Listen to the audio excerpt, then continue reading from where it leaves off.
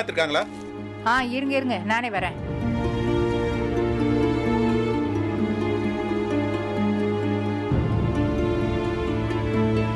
நீங்க பேங்க் ஆளுங்க தானே?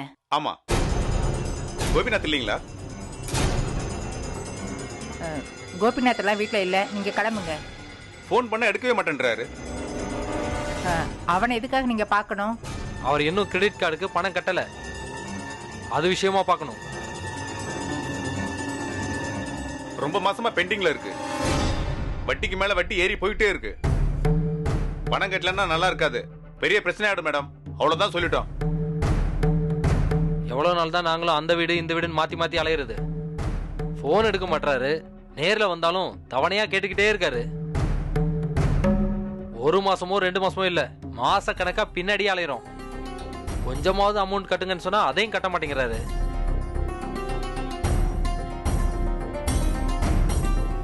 என்னாச்சு?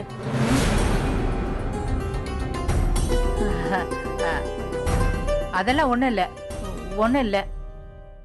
யாரு பணம் கட்டல? நான் பேசிட்டு இருக்கேன்ல, நீ உள்ள போ. இவங்க கோபியை பாக்கிறதுக்காக ஏற்கனவே வந்திருக்காங்களே. நீங்க ஏதோ சேவிங்ஸ் பிளான பத்தி பேசுறதுக்காகவும் புது கிரெடிட் கார்டு வாங்க சொல்றதுக்காக வந்ததாவும் கோபி சொல்லுவாரு, நிஜம்தானே? இப்போ என்ன பணம் கட்டல அதுன்னு பேசிட்டு இருக்கீங்க? யாரு பணம் கட்டல? அதெல்லாம் கோபி பணம் கட்டுவான். ஐயோ, நான் வேற வளரிட்டேனோ. எதுக்கு கோபி பணம் கட்டல? உன்னை உள்ள போன்னு சொன்னேன்ல, எதுக்கு சும்மா துருவி துருவி கேள்வி கேட்டுட்டே இருக்க? நீங்க இருங்க, நீங்க சொல்லுங்க, என்ன பிரச்சனை? நீங்க யாருங்க மேடம்? நான் கோபியோட வைஃப். அப்ப நல்லதா போச்சு.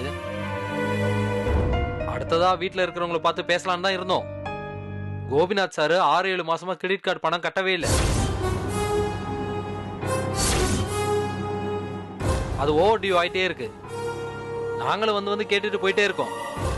இதோ கட்டுறேன் அதோ கட்டுறேன்னு சொல்றாரே தவிர பணத்தை கட்ட மாட்டேங்கிறாரு.